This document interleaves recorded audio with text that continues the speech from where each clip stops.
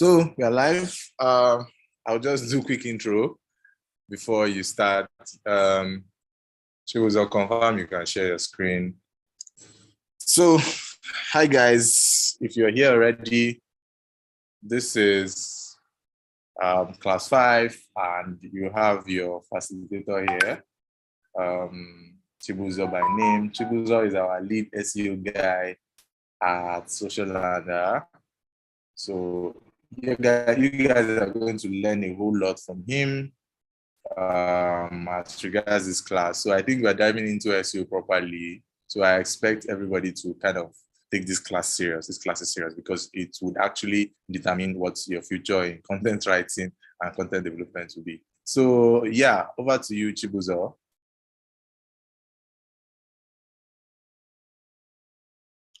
Yeah, good evening, everyone, and welcome once again. So, like you said, if you can be very, very active and follow through with everything that I'll happen to say in this session, trust me, you get to benefit a lot. You get a lots of value that you stand to earn from me. So basically, I'll be going through the SEO terminologies and myths, all about your SEO content structure as well as SEO best practices. So I know fully well that you must have learned a lot during the course of this program. So I won't waste much of your time. Let me just share my screen and just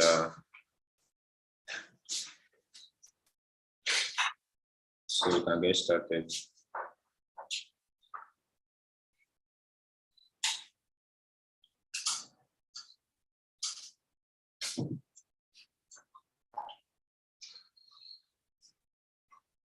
Let me just get my screen up.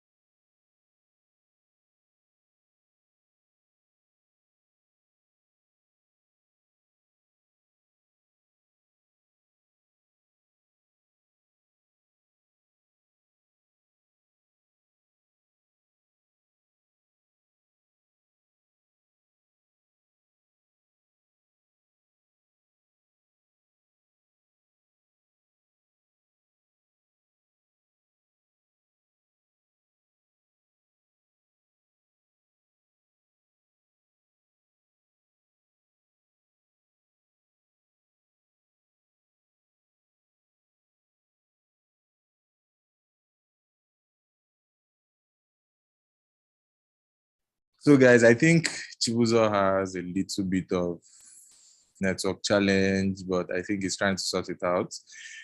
He'll be here in the next, in a couple of minutes, at least before the next 7 minutes or 5 minutes. So if you are actually excited to be in this class, I'm seeing a lot of you guys, just say something in the comments. I'm actually reading comments, so say something in the comments, yeah.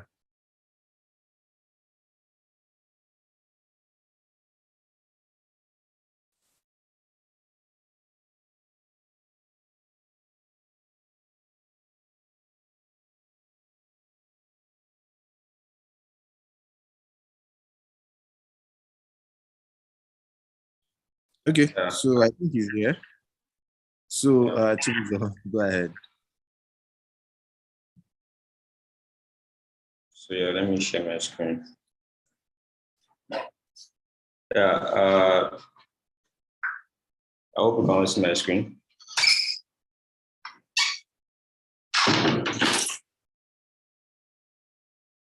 Hello, David. Please, can you please confirm you can see my screen?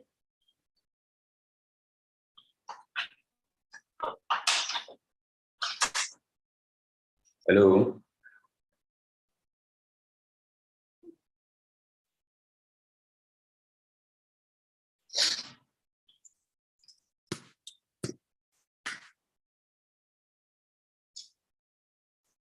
Hello, David, can you hear me?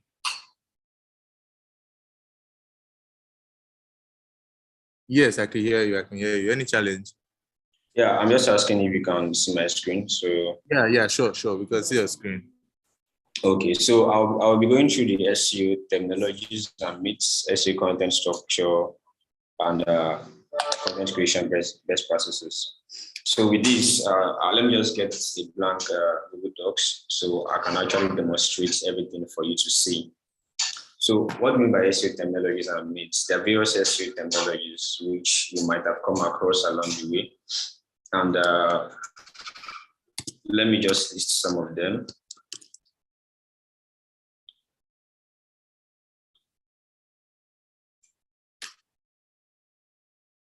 Okay. So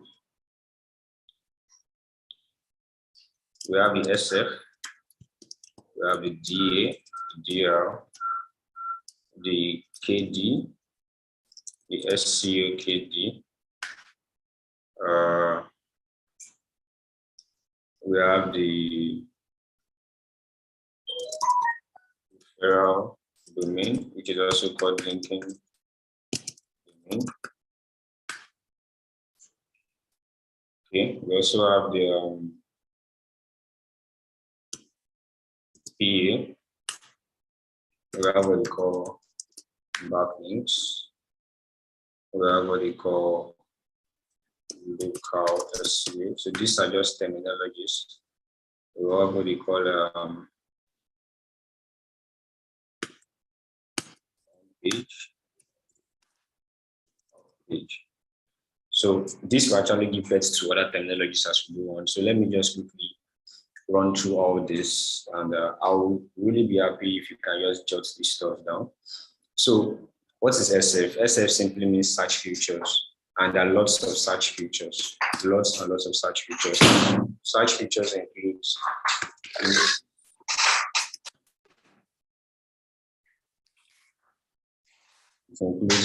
knowledge panel, it includes FAQ, you get what else? So basically, search features are those stuff you see when you search for anything on Google. You get some of these search features appears. Let's take, for example, I search for digital marketing agency, for example. So these are search features you get. First of all, the first search feature we're seeing here is the local SEO, which is Google My Business, as you can see here.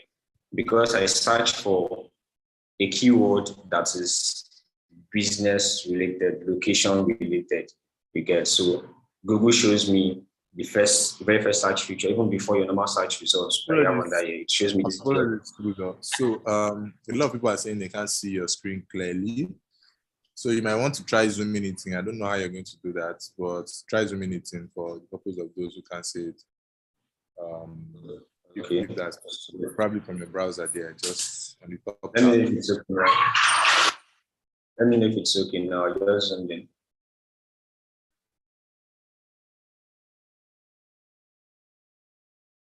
Is it okay?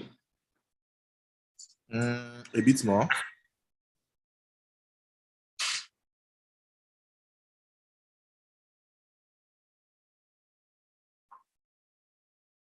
You probably zoom into like 150. If you get to 150, you can stop. I think it's a bit clearer now. So guys, you try to put this thing on landscape while he tries to zoom in. Tools, or please, you also zoom in the document where you're typing, right? So that people are able to see. You should try landscape view so you'll be able to see the screen properly. Yeah. All right, go ahead, Chibuzo. Okay, so I can go on, right? Yeah, you can go on. So back to what I was saying. I mentioned SF, which means search features. So search features include images, knowledge panel, FAQ, feature snippets, your GMB, which is known as Google My Business. So, for example, now I search for a location-based keyword, you get, and the first search feature I'm seeing here is businesses that have actual locations. You get this social under the location and rest of businesses like that. So this is the first search feature. Scrolling down on my Google search results page, which is known as your SERP, search engine results page, I have my normal search results, which is, the normal search results you do have. Then coming down here, I have another search feature in between the results I have on my SERP. SERP simply means search engine results page. So this is my first SERP, which means my first search engine results page. So I have another search feature here, which is FAQ, also known as people also ask. You get, so this is a search feature. Okay, we have related searches as well. This is another search feature. This is also known as feedback. You get, so this is known as feedback. And for this particular keyword, there is no knowledge panel. There are certain keywords you search for at the right-hand corner of your screen or of your SERP. You see knowledge panel there. You get, so all these are known as search. We have, I think, about 10 search features. So what this search feature actually means, or whenever you see it, what it actually entails is that whenever you're writing content on keywords like this, try as much as possible to incorporate as many search features as possible. You get, if you are to write the content on the keyword digital marketing agency in Lagos, when you're listing the digital marketing agencies that are in Lagos, try to make sure you impute locations of these businesses. It means that including keywords of those businesses means that you ticked up a particular search feature. You get, so you come down again and try as much as possible that you incorporate FAQs in your content. FAQ are a necessity. You get, for a keyword that has FAQ as a search feature, it means that it definitely has to be in your content. So you could just highlight all these keywords and then incorporate it in your content.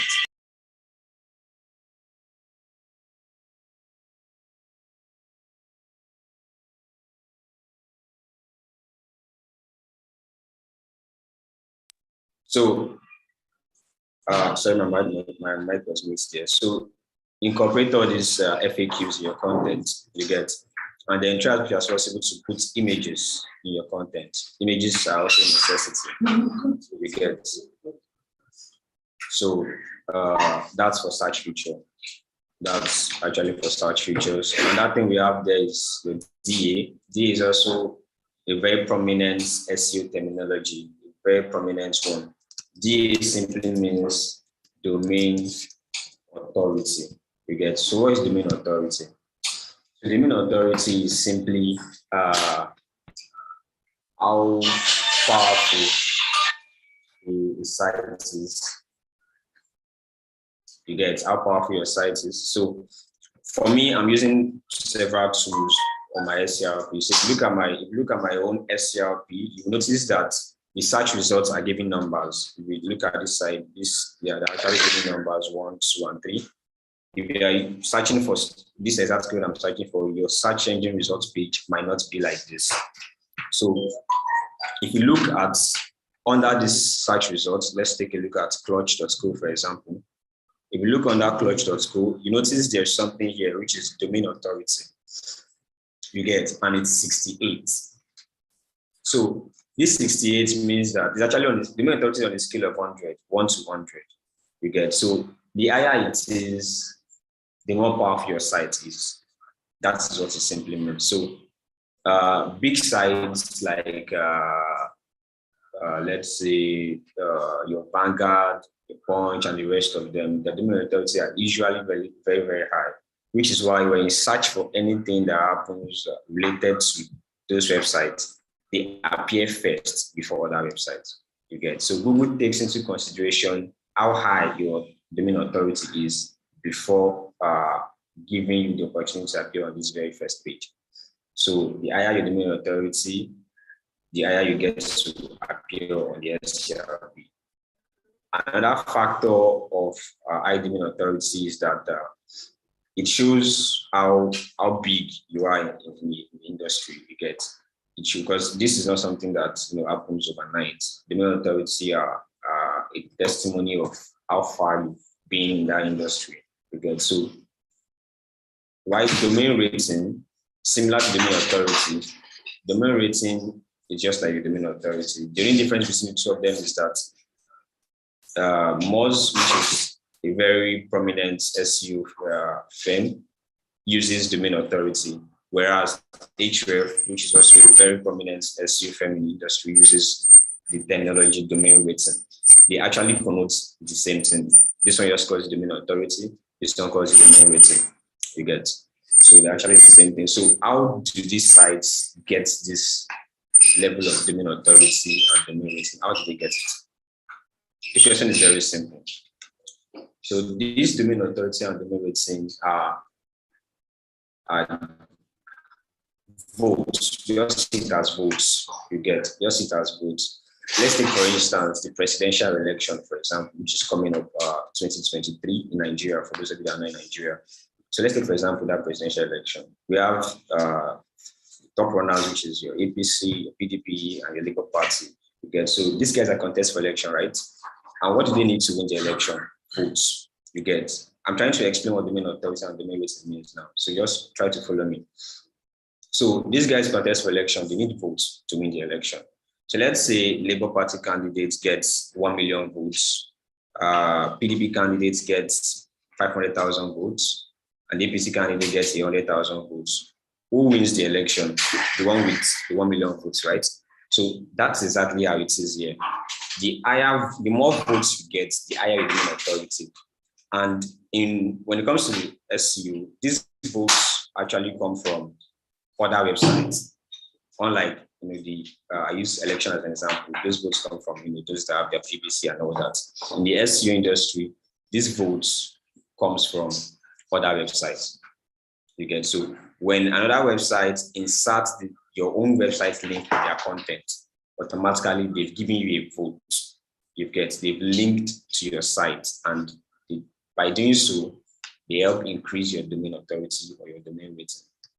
You get, so like I said, domain authority is what MOZ use in calculating their own stuff.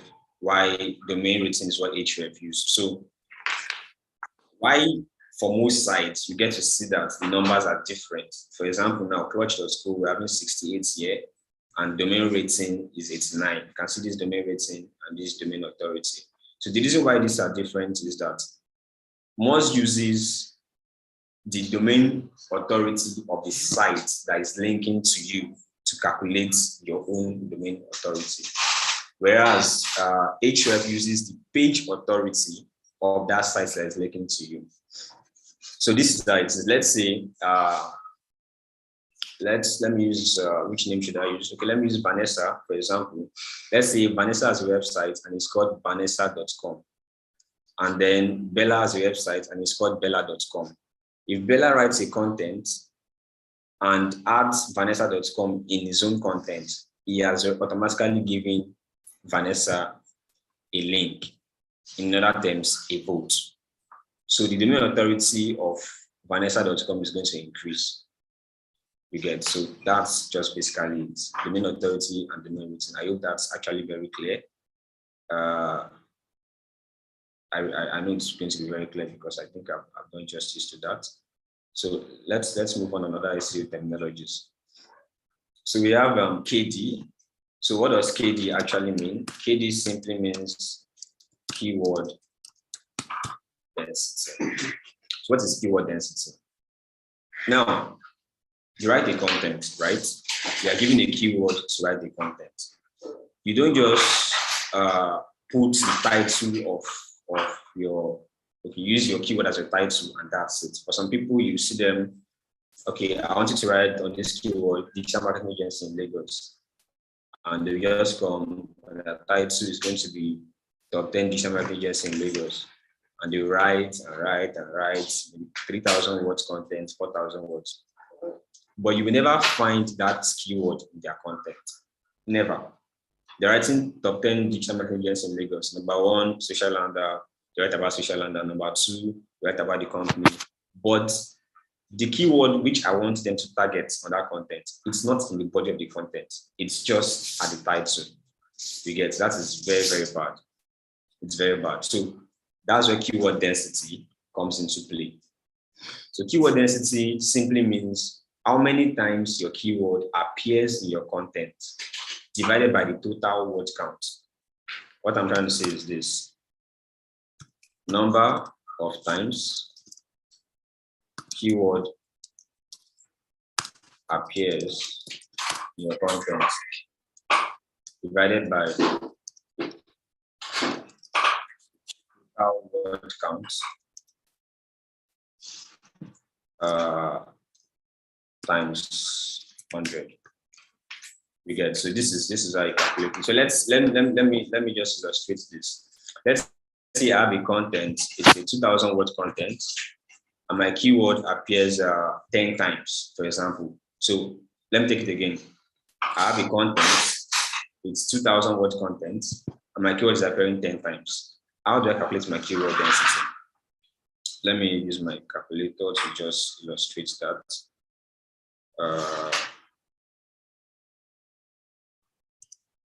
Okay, so I hope you can see my calculator. So now my keyword appears 10 times, right? The total word count of the content is 2,000. What do I do? Divided by 2,000. This is my answer, 0.05. Then times what? 100. So keyword density is 5%. You get. So let me take it again. Keyword density is how many times your keyword appears in your content. You get. To calculate it is number of times the keyword appears in your content divided by total word count times 100. So now, if you understand that very well, next thing you need to understand is what range of keyword density is actually okay for your content. You don't just write the content and with anyhow keyword density and expect it to actually rank high. You need to make sure that you hit a certain mark. So speaking of SEO best practices, when it comes to keyword density, you need to make sure that your keyword density is around 1.5 to 3%. So when you have a keyword density of 1.5 to 3%, you are good to go. You get. So after writing your content, you check it if it meets this range, 1.5 to 3%. It meets this range, fine and good. If it's below this range, you need to do what? You need to try as much as possible to incorporate your keyword into your content naturally. You don't force it. You get. It has to appear in your content naturally. So once you hit these targets, trust me, the content is good to go. Yeah. So moving forward, then one other thing is this: when it comes to keyword density, if, for example, you're having 5 headings in your content, 5 headings in your content, out of those 5 headings, let's at least 2 headings have your keyword. At least 2 of your headings should have your keyword. You get. So next thing I want to talk about is content keyword distribution. So what's content keyword distribution? Like, we just call it keyword distribution. So now I've talked about keyword density. The next thing that follows is actually your keyword distribution. So what this means is that some people write content, they infuse their keyword well. The keyword density is 1.5%, fine and good, but they make the mistake of not distributing their keyword enough. You get many of them at the very first paragraph or the very first section of their content, they use the keyword a lot. Like that's very first area of the content, they use the keyword a lot. So giving them the actual 1.5%, which they actually target. But then reading through the content, going down on that particular content, you will find that keyword elsewhere. The keyword is just at the beginning of their content. It's not in the middle of the content. It's not at the bottom of the content. That is a very poor keyword distribution. The keyword needs to be distributed across the content. The heading, the section content, the middle of your content, and then the bottom.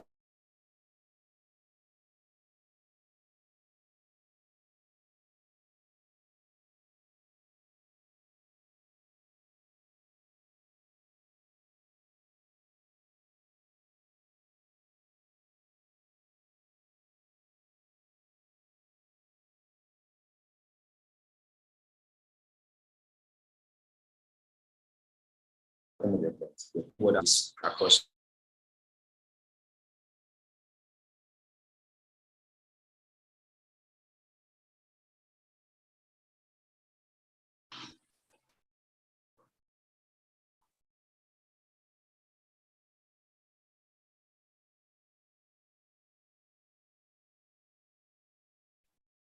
So back to where we are.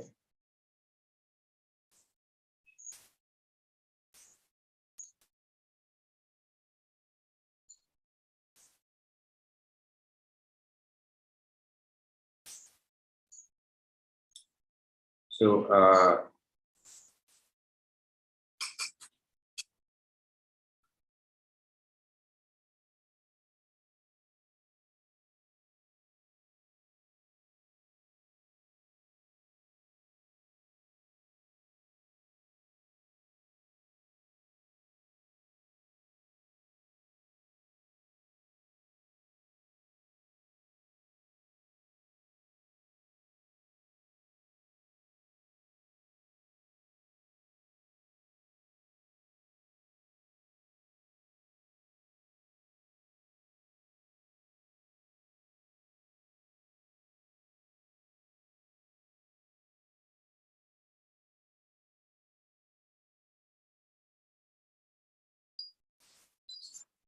okay.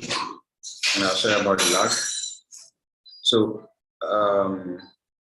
back to where we were. So I was talking about your keyword content, your content keyword distribution and keyword density.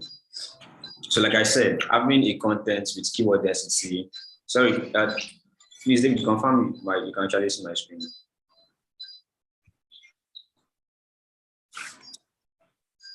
Yeah, I can see your screen. Okay.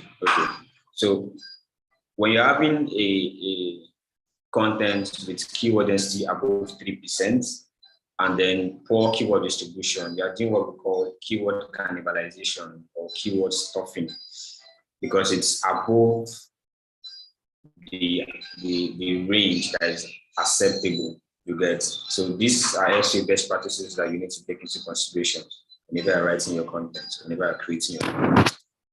You get. So let's move forward. SEO KD or on some platform, you can see this as simply SD. You get. So what this simply means is your search difficulty. Search difficulty is how hard it is for your site to rank for that keyword. You get. Some keywords are very, very difficult. For example, let's take the keyword digital marketing. For example, digital marketing. Digital marketing is a very, very difficult keyword. You get. It's a very difficult keyword. So if you're working for a new site or you're writing on a new site you just created about a month or 2 months ago, you need to make sure you're writing on keywords that are not difficult. You get, because if it's a new site, your domain authority is definitely going to be low. The domain rating is going to be low. But when you have a site with a very high domain authority, you can actually write on keywords that are high and very, very difficult to get. So keyword difficulty is simply how hard it is for a site to rank for that particular keyword. The higher your keyword difficulty, so the higher the SDs, the higher domain authority has to be. So higher domain authority helps you to be able to write on difficult keywords and actually rank for them. You get. So then speaking of keywords and keyword difficulty, we have our long tail keyword and our short tail keyword. So what is a long tail keyword? What is a short tail keyword? I just give an example now for those that are actually listening to get to understand what I'm saying. So the keyword digital marketing is a short tail keyword. You get digital marketing is a short tail keyword. Long tail keyword is digital marketing agency in Lagos. You get the long tail keyword is incorporating the short tail keyword, but it's adding more phrases to it. You get so it's no longer just digital marketing, it's now digital marketing agency in Lagos.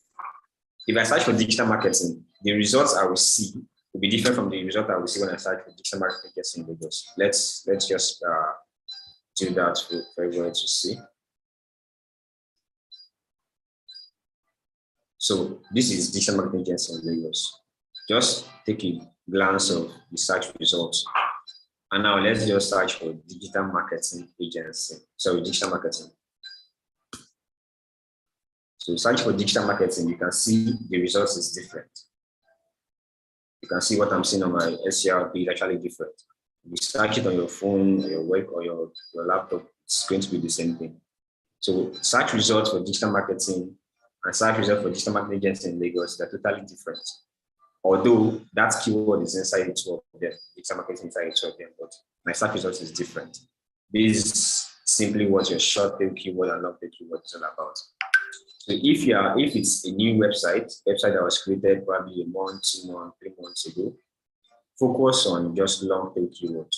You get leave the short tail keywords for the big guys in the game. As you can see, what we have here is MailChimp, 92, the mail rating is 93, almost 100. You get so this is Fiverr, 92, 91, and like that. All the sites ranking for digital marketing agency, you can see at the main rating and the main authority is 90 something, and like that. So, which is why you need to target the long tail keywords. Leave the short tail keywords for those that have been in the game before you. So that's gets the difference between long tail keywords and short tail keywords. Another thing we have on the list is your referral domain, which is known as linking domain. So if you're paying attention, I talked about Bella.com and Vanessa.com, 2 sites that are linking to each other. So if Bella.com writes a content, and in that content, there's a link, Vanessa.com on that content. To Vanessa, Bella is a referring domain, in the sense that Bella is now linking to Vanessa.com. So Vanessa will see Bella.com as a referral domain. You understand? So a referral domain is the site that is linking to a particular website. The site that is linking to my website is called a referral domain. In other case, you can call it linking domain. But more professionally, you can call it referral domain. Okay. So we have PA. PA simply means page authority. PA is page authority. Now, if you notice, I don't know if you noticed, but if you actually use Google a lot, you'll notice something. There are some things you search for. A particular website has 2 contents on a particular keyword. You get a particular website having content on a particular 2 contents on a particular keyword. But one content will be ranking above the other. They're on the same keyword or similar keywords, but one will be ranking above the other. This usually happens for medical websites. You get medical websites could be writing something on, let's say, fertility in men, and they have another content, fertility in women. When you search for fertility in humans, in most cases, you will see fertility in women ranking above fertility in men. Google will bring out those 2 search results. In most cases, they bring out the 2 of them. You get, since you search for fertility in humans, but the most authoritative websites has content on fertility in men and fertility in women, and in men and women. They'll bring out one before the other. How Google chooses which one comes first is what we call page authority. One of those contents on that site could have higher page authority than the second one. So Google brings out the one that has higher page authority. So page authority is different, is a bit different from the domain rating and domain authority. It's similar, but there's a slight difference. The difference is this: when you write a content or when you publish a content on a blog, the content will have its own URL. Let's take, for example, let's take a look at this. So we all know that this is, if you are seeing my screen very well, let me expand it. If you are seeing my screen very well, we all know that this is MailChimp, right? MailChimp.com. But this content, where they wrote, what is digital marketing? The URL is going to be MailChimp.com/marketing glossary/digital marketing. This URL on its own, we have its own authority. And that authority that this particular URL is going to have is what we call page authority. You get. So if other sites that have written on digital marketing link to this particular URL, this very exact URL, is going to increase the page authority of that particular URL. You know, normally, MailChimp has its own domain authority, its own domain rating. But every content, every URL on MailChimp will have its own page authority. So in the case of fertility in men and fertility in women on the same website, the one with higher page authority will appear first before the other one. So that's that about the page authority. So backlinks. So this is something I've briefly touched on.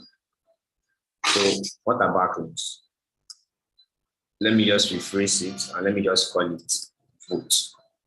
So if you notice, I made mention of votes using a political election coming up as example. So backlinks, in a layman term, they simply mean votes.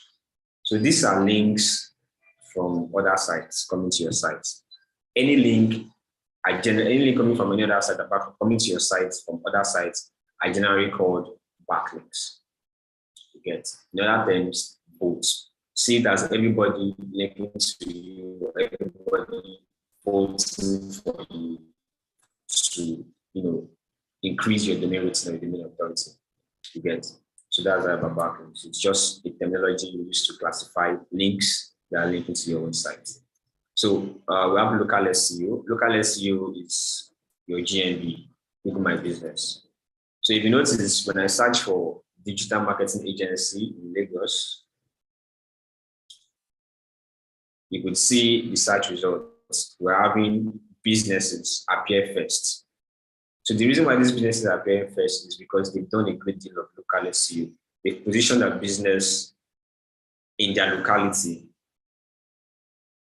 in a very, very authoritative manner, you get. So when it comes to Lagos, Google sees social media as the most authoritative, like this guy has to be number one because it's the best. It has done everything it needs to do to be authoritative in that particular niche. So when you search for digital marketing agency in Lagos, with respect to that location, Google brought out this search result. So that's where local SEO comes in. Positioning your business on Google in such a way that it appears for that location related keywords. But search for digital marketing agency in, let's say, in Ghana, you will notice that it's giving me businesses that are actually in Ghana. You get, this one is in Accra, Ghana as well. You get, so this is simply called local SEO. This is what you do to make sure your business is authoritative in its locality. So moving forward, we have the on-page SEO, and then we have the off-page SEO. So what does these two actually mean? But from the name, I can tell you already have a glimpse of what they stand for. So what is on-page SEO? So on-page SEO are basically everything and anything you do while on your website. You get it goes from title tags to meta description,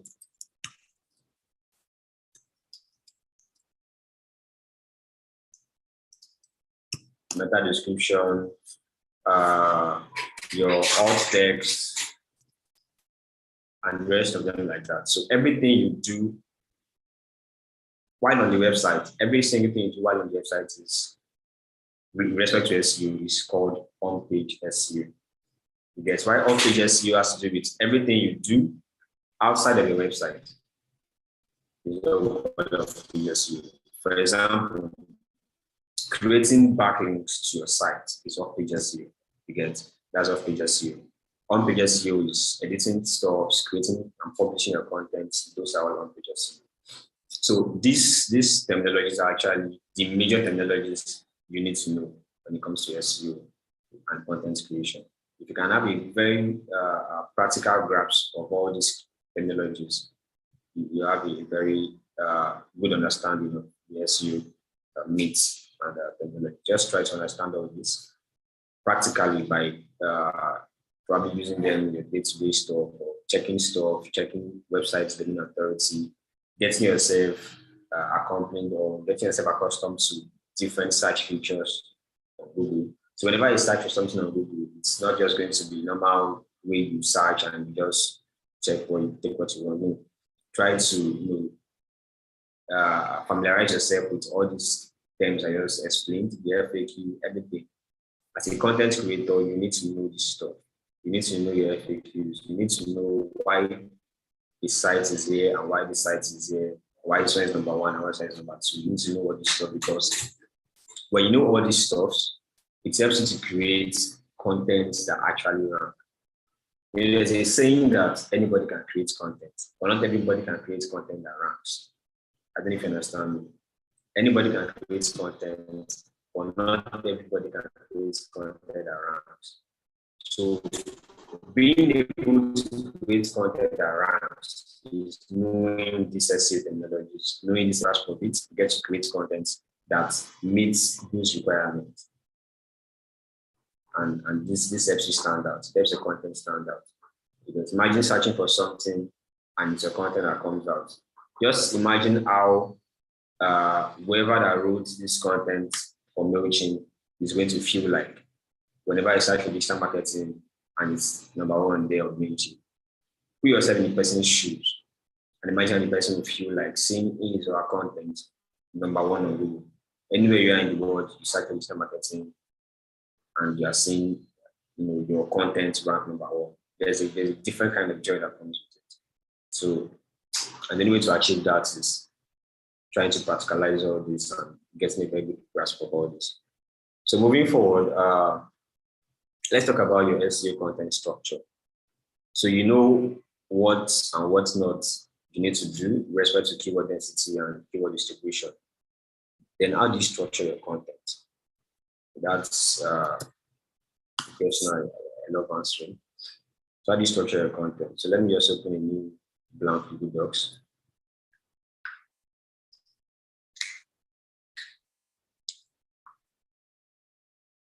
So with Google Docs, you can actually do everything you need to do, but let's say about 70% of what you need to do for your content.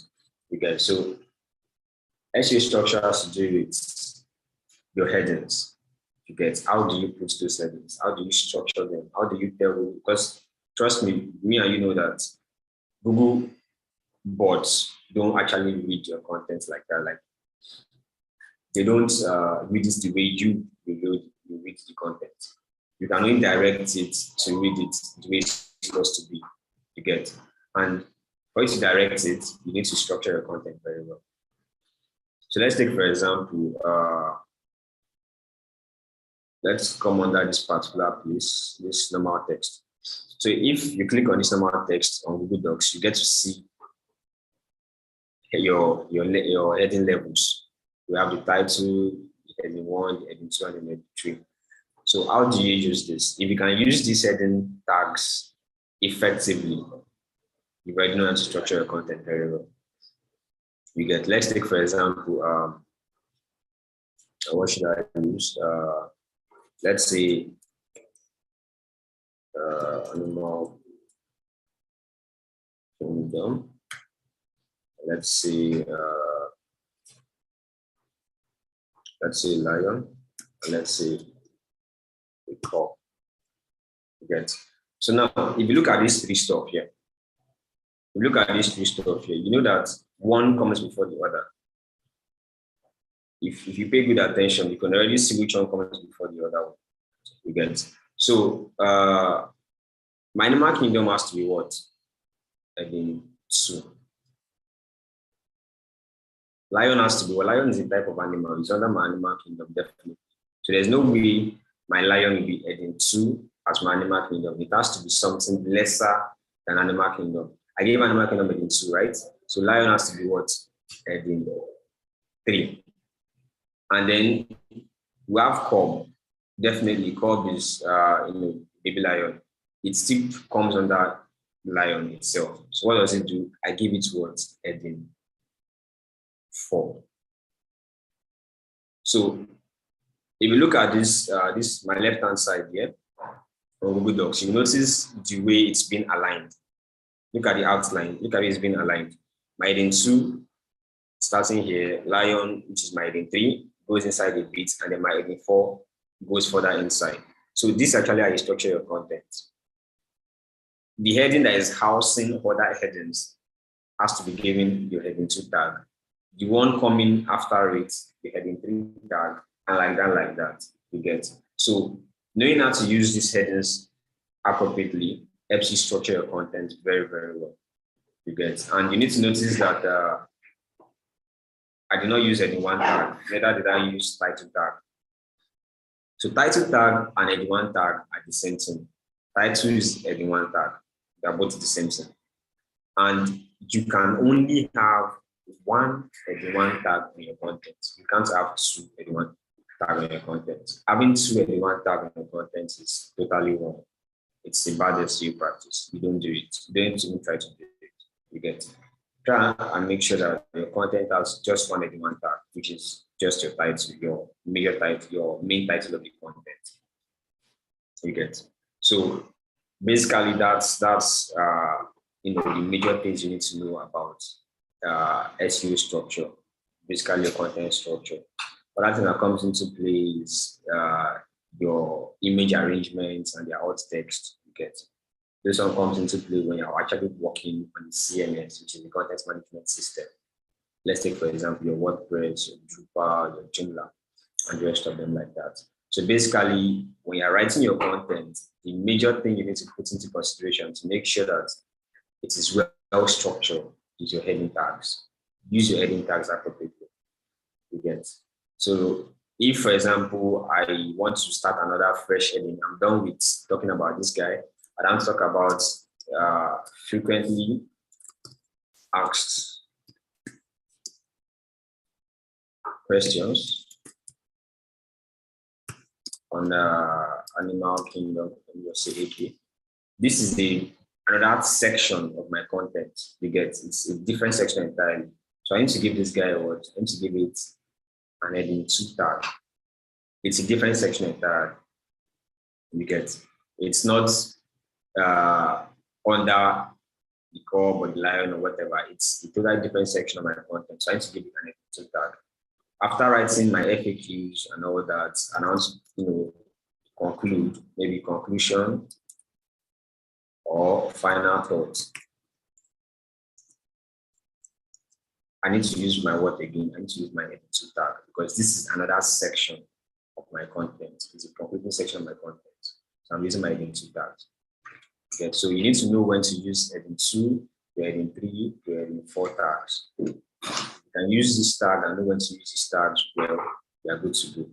You get. So why I said the conclusion of final thoughts is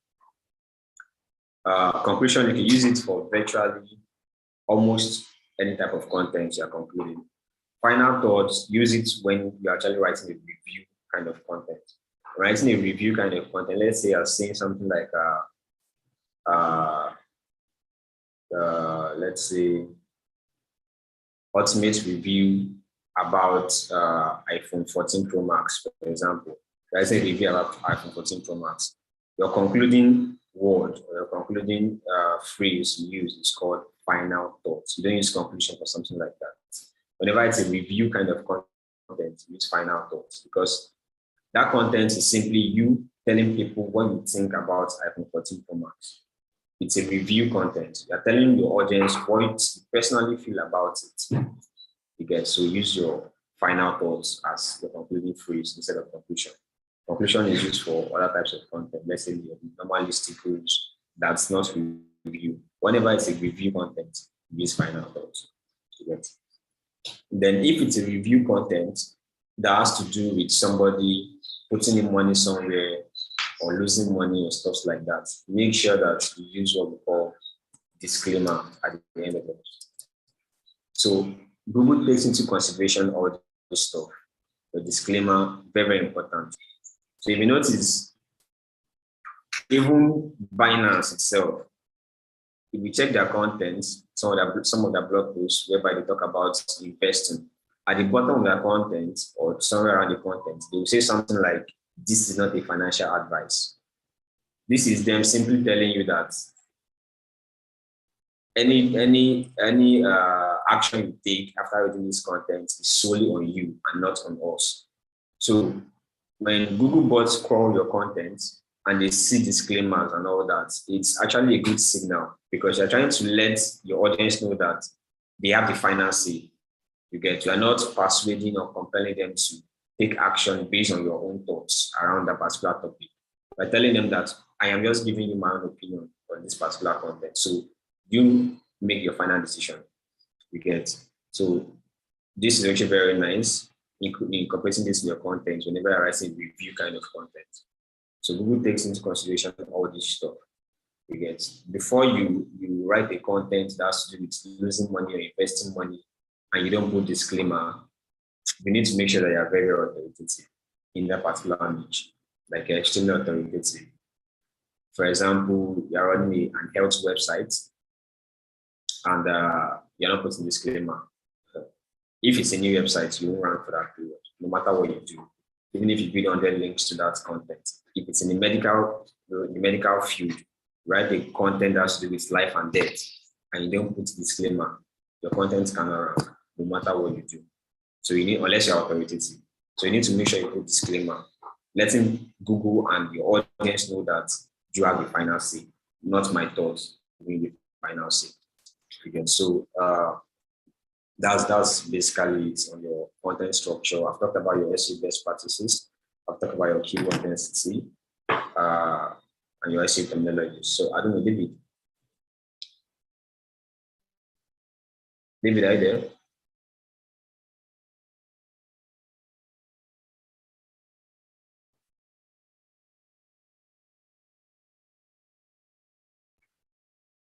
Hello, David, can you hear me? Yeah, I can hear you as well. Yeah, so I don't know if there's any questions to entertain. I think that's basically it on SEO terminologies, structure, and the content best practices. So basically, for you to actually grasp all this stuff very well, you need to actually practicalize it. So let me entertain a few questions if there are any. Okay, guys. So if you have questions, please let me know on chat. I think the last message I'm seeing here is kindly zoom in the page. So if you have questions, please let us know. Anybody there? Is anybody there? Abi, una don't sleep. So, I think we'll just give like 5 minutes. Let's see if questions will come up. If there are no questions, then I think, when they watch, they will definitely have questions to ask on the group. Okay. So he said, Dixon said, what are meta descriptions? Okay. I think for a clearer understanding, I will just have to share my screen again to explain what meta description is. That's a very, very good question. So let's do this search again. So now I search for digital marketing. You get your whole content does not appear on Google at the very first, at the onset. Your whole content does not appear in the SERP. There are basically three things that appear on the SERP whenever I search for any keyword.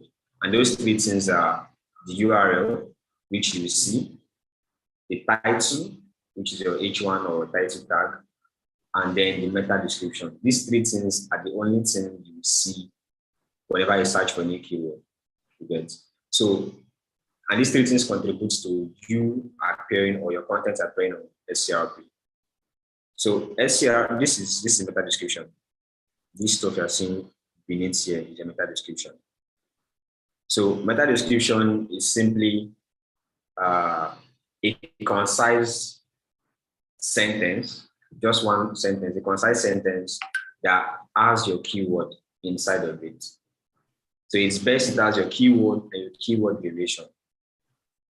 You get. So let's take a look at all the meta description we have on this SERP for digital marketing keyword. So now look at the first meta description we have.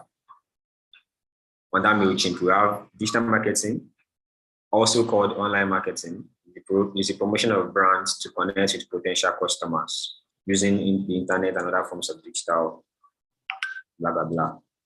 So if you notice something on this meta description, the target keyword is what? Digital marketing. It's right here in the meta description. Variation of digital marketing is what? Online marketing. It's also here in the meta description. So they've incorporated both the target keyword and another variation of my target keyword in their meta description. So if I search for digital marketing, they get to appear. If I search for online marketing, chances are they get to appear as well. You get. So let's take a look at the second one. So this guy is saying, master the basics of digital marketing with our free course, accredited by interactive advertising, blah, blah, blah. So this is then again, this is another meta description incorporating my target keyword, digital marketing. We come down to the next one as well, the same thing. All the sites are going to see on this first SERP, they are going to have that keyword, digital marketing. So your meta description is simply the sentence or meaningful sentence, concise, direct, and has my keyword in it. So I hope I answer your question. Two other questions. Someone said, how do you know how many times your keyword appeared in the content in order to measure keyword density? So I think how to measure keyword density is what the question is about, because I think it's part of their next assignment. So I think that should be hammered on if you've not done before. Then one last question. The person said, Joy said, do you get to choose your meta description and Google does it for you? I think that question answers itself, but Chibuzo, I'll let you answer. Okay, so let me start with the second question that says, do you get to do your meta description on Google Docs? The answer is no. You do your meta description on the CMS, let's say WordPress, for example. Before publishing your content, you get to use your SEO plugins. It could be Yoast, it could be Rank Math, it could be AIO, which is only one SEO plugin. It could be any SEO plugin. You get any reasonable SEO plugin, we ask you before you publish your content to include your meta description and your focus key phrase or your focus keyword. So to answer that question directly, you don't put or you don't fix up your meta description on Google Docs. It's actually on the website before publishing, whichever SEO plugin you're using. So it could be a sentence that is drawn out of your content. For example, when we search for this guy, digital marketing, so this particular part could be a part that is extracted from your content and use it as your meta description. Does not have to be a totally different sentence. You could just take something from your content that it's captivating, you get, and it has your keyword in it as a meta description. So that's for the second question. So let's go to the first question that says, how do you calculate or how do you know your keyword density? So it's very easy. If you're using Google Docs, for example, it's actually very easy. So now, look at this content, although it's not really content, just stuff I labeled out. So looking at this, let's say my target keyword is called tail, C-A-I-L, tail is my target keyword. I want to know how many times it appears on my content. So what do? I can't start looking for wherever tail is and start counting it. No, what do? With my Control F, let me use my Control F. So with my Control F, which is this, find the document, you can see this box here. I'll just type tail. So it's going to tell me that I have the number of times I have that particular word tail in my content. So as you can see, tail appears total of 2 times. 1 of 2 simply means that it's highlighting one of the total number, which is 2 times tail appears in my content. So you can see that tails appear in my content just 2 times. You get. So let me say my keyword is page, for example, page, 1 of 3. So total is what, 3. It means that the word page or the keyword page is appearing 3 times in my content. So now that I know it's appearing 3 times in my content, what do? I need to get total word count of this content. So if you're using Google Docs, you just go to Tools, you go to Word Count. So Google Docs will show you how many words are in your content. So for this content, we have 59 words in total. 59 words. So let's say our keyword is page, which appears 3 times. Total word count is 59. So how do I calculate my keyword density? So let's calculate the keyword density together. So it's going to be 3 divided by 59 times 100. So if my keyword is page, for example, it simply means that my keyword density for this particular content is 5%. And that is very, very high. Yes, like I said, the keyword density should be between 1.5 and 3%. So I hope I answered that question. David, another question? So I think you answered that. Then somebody is asking, how did you get to see your DR, DA, and others in your Chrome? So I think that's the cheat of the big boss, unless you want to reveal that cheat to us. How do you, in your Chrome, how do you get to see the DA, DR, and everything showing there? That's the first question. Then I think the last question is the one I don't know if the person can get your answer very well. He said, is the meta description the first sentence in an article, or is it automatically set by Google from a page content? So how do they get to input that meta description when they're writing on, let's say, on the probably WordPress or the other website? Okay. So let me let me take the meta description question. So the meta description question is the answer to that is that, like I said earlier, it could be any sentence in your content, but you have to make sure that the sentence is direct, it's concise, and it has your keyword, as well as variation of your keyword. So it could be anything, probably maybe from your content. You could extract something from your content that meets all these criteria, which is it being very concise, having your keyword and variation of your keyword in it. So if you look at this MailChimp home, you see that the digital marketing, which is my target keyword, is in the meta description. We added a distant variation of the keyword, which is online marketing. And then they went ahead to tell me what it's all about. You get. So this is something that's captivating for somebody that wants to know about what digital marketing is and the types of digital marketing or stuff like that. Looking at this meta description, I know that this content is going to have detailed information about digital marketing. You get. So that's what you try to do. Now let's take a look at this other guy here that says, this guy here that says the digital marketing agency is a firm. Now, aside from digital marketing, I am not interested in knowing about the digital marketing agency for now. I just want to know what digital marketing is all about.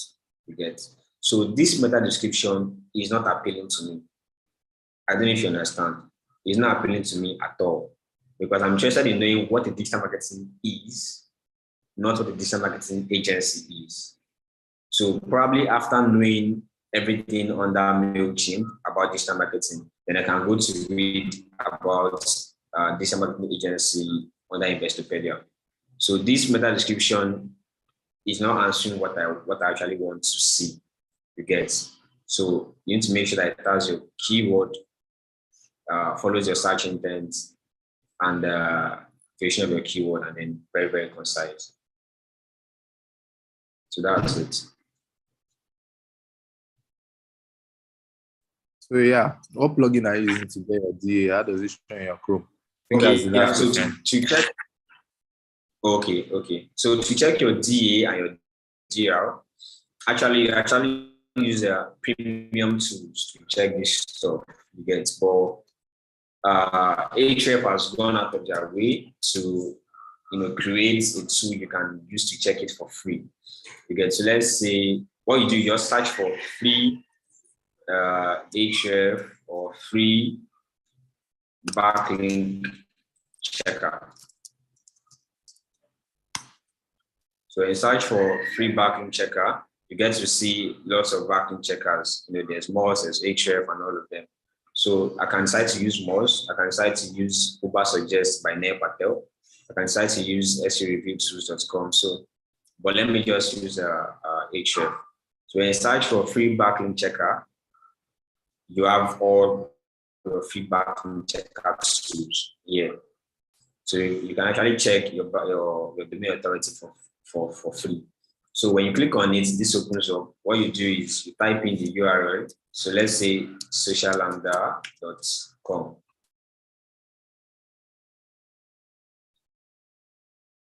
So let's just load up. So when this comes out and you type your website's URL, sociallambda.com, you just come to this place, you click on check backlinks. When you click on check backlinks, then you actually specify that robot, which is normal thing we all do. And then it comes up showing you your website domain rating. You get, so this is your domain rating 37, backlinks 1043, referring domains which you talked about, also known as your linking domains. So this is 349. So what this simply means is that this particular website, sociallambda.com, has a total of 1,043 backlinks.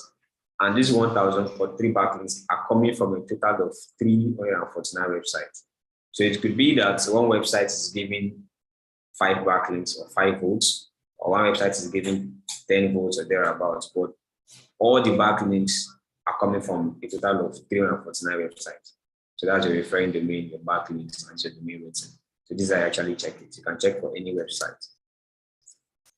So that's that about that. I guess that's the last question, David. Yeah, so I think that's the last question we'll take for the night. Although someone is asking how to calculate keyword density for a long tail keyword. I think it's the same thing what you said, right? Yeah, exactly the same thing. So if it's long tail, you include it there. Let's say it is, I'm now your SEO teacher now. So if it is content keyword distribution, you type it there, content keyword distribution, to show you how many times it appears. Then, you get to do the math, calculate how many times, divided by your whatever, divided by the amount of words in your content, right? Yeah. So yeah. So I think that's it for the night. Good night, guys. We'll see you on the group. So I'll just tag Chibuzo. He's already in the group. He has been in the group for a very long time. He has been spying on everybody.